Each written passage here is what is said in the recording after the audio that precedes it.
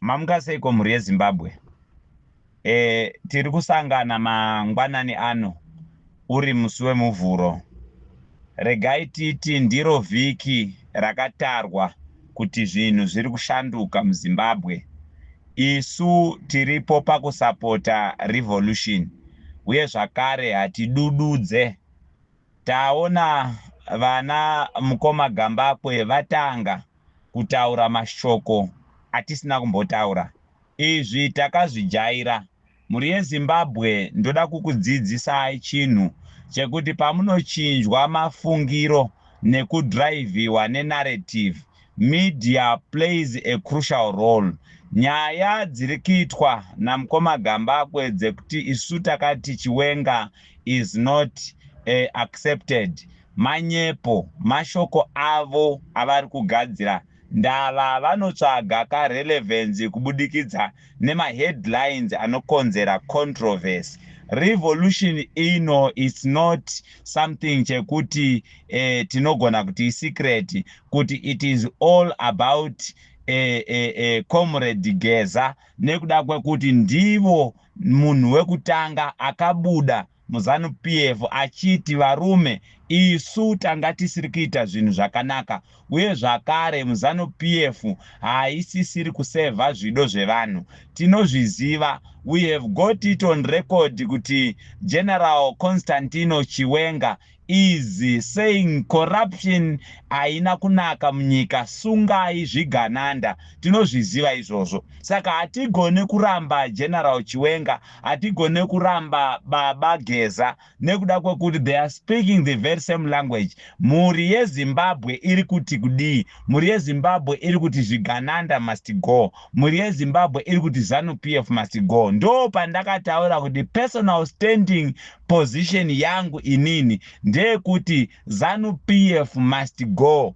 Therefore ndichitambira Vice President Chiwenga, handisiri kuvatambira as the Vice President of ZANU PF who must succeed the president. I am receiving him as a comrade ari kurwa hondo imwe chete nevanhu. Ndava zvigananda zvashungurudza vanhu, corruption yashungurudza vanhu.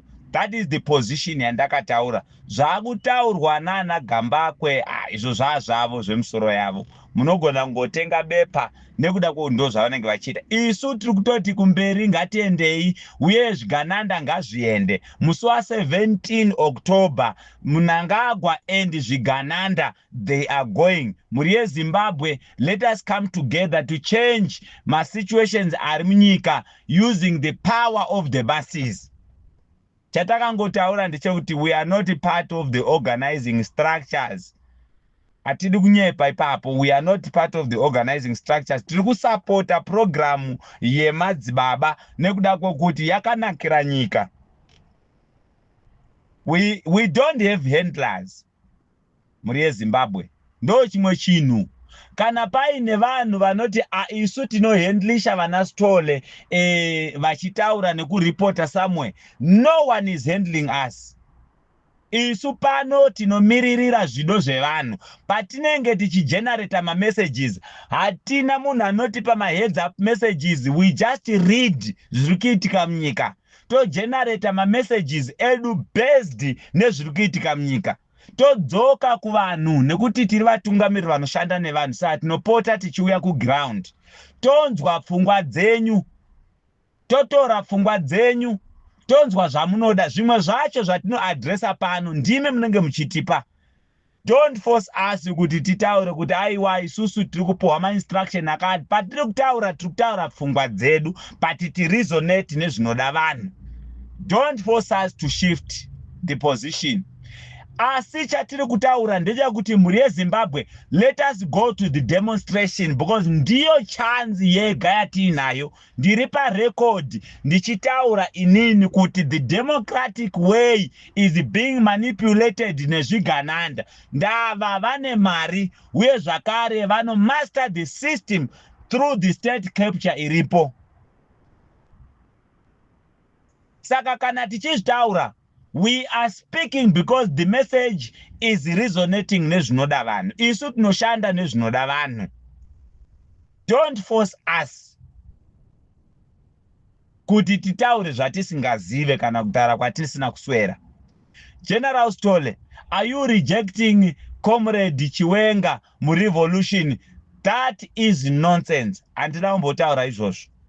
We are receiving Comrade Chiwenga nekuda kwekuti muzivi wenzira yeparuware ndiye mfambi wayo. We are receiving him nekuti ndo vanoziva madynamics ekuti kana taakubvisa zvigananda tinozvibvisa sei. Vachuza kumira nevanhu kuti vanhu vari kuti ivo corruption yatiuraya nenzara kubva 1999 up until today. Vatorawo ivo mukana kuti aiwa zvigananda ndizvo zvirikwa iro zita rekuti zvigananda ndiwo vakauya naro. Therefore we incorporate him based on the narrative yaainayo. Hatiziri vanhu veZANU PF. Don't force us to be the people of ZANU PF. Aiwa. Saka mashoko ekuti General Stole vari kurejecta Comrade Chiwenga ndeyekupenga. Handina kumbotaura nezvazvo izvozvo. Hakuna revolution kana pasina Baba Geza. Hakuna revolution kana pasina General Chiwenga. Nekuda kwokuti ndivo vanhu vakabata muZANU PF vari kupikisana nezviri kuitika. They are speaking contrary kune zviri kutaurwa nevazhinji. Therefore vachuza kujoina vanhu. Tinogovaramba sei? Tichivarambira ani? Do you support the march yemusi wa 17 October? I am in full support yezvese zvinosanganisira kuti vanhu vararame zviri nani. Therefore this program yemusi wa 17 October yauya nevakuru vedu vana Baba Geza. Tiri kukurudzira vanhu kuti endai kumarch, handei tinosangana muroad tostaridzira zvinyunyuto zvedu nekudhimanda kuti state capture tactics ari kushandiswa vachishandisa hupfumi huri kuvakwa through hupfumi huri kubiwa ngaaparadzwe. Zvigananda ngazviende. Pauye hurumende yegutsa ruzhinji. Zviri kuitwa nani? Zviri kuitwa neUnited Front of Zimbabweans, and we are part of that. Narrative yedu iri kungoprotecta zvido zvevanhu. Hatina anotiudzira. Sorry chero kuvakuru vari kumusoro. Kana muchinzwa kana paine vanouya vanoti vanohandla Stole, vanohandla Ningi kana Ningi. Isu hatina mahandlers. We are supporting the revolution nekugadzira narrative inoenderana nezviri panyika uye zviri kusangana nevana veZimbabwe. Therefore tiri kuti kudii? Tiri kuti whatever program yamauya nayo imi vakuru vedu nekuda kwokuti hamuna machannel of communications anosvika kwatiri, tinoisapota. But hatizoendeka toti isusu aiwa endai nekuda kwokuti the security is well catered for and everything. Atitaure tine surety because tinozvitora kune zvamataura imimi. Therefore 17 October toziva Comrade Geza vakati everything is in order. Ndiyo message yatinorelata kuvanhu kuti mukuru wedu Commander Geza vakati everything is in order. Let us support the revolution. Zviri kuitika muZANU PF, zviri kuitika munyika tinozviona. Isu sevana veZimbabwe. Saka takabata masi tinayo. Apart from the revolution, we are the political players. Mugare mazviziva izvozvo. Zvese zvakuzoitwa nevese vanouya kuzokonzera maconfusions nekuisa maheadlines ekupenga hai zvatipinde mazviri tazvijaira, because negative publicity is still publicity at the same time. Saka hatinei nazvo. Tinoya correct a narrative. Tiri kuti vanhu endai munosupporta program. But the onus yatiri kupa pano for the for the driving of this whole thing. We are not part of it because chinhu chevakuru.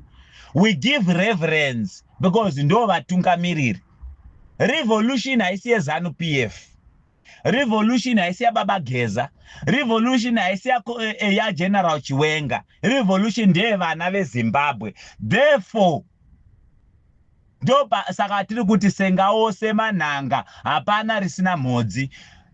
Chatinoziva ndechekuti chanzi yekushanduka kwezvinhu muZimbabwe iri parevolution, and the revolution is for mass participation. Ndo saka tichitaura kuti endai munosapota revolution. Ma-coordinators edu atine direct contact navo, isusu vatakaguruma tega takavaudza kuti chinhu ichi chakanaka. Hakuna support yerevolution inopfuura ipapo.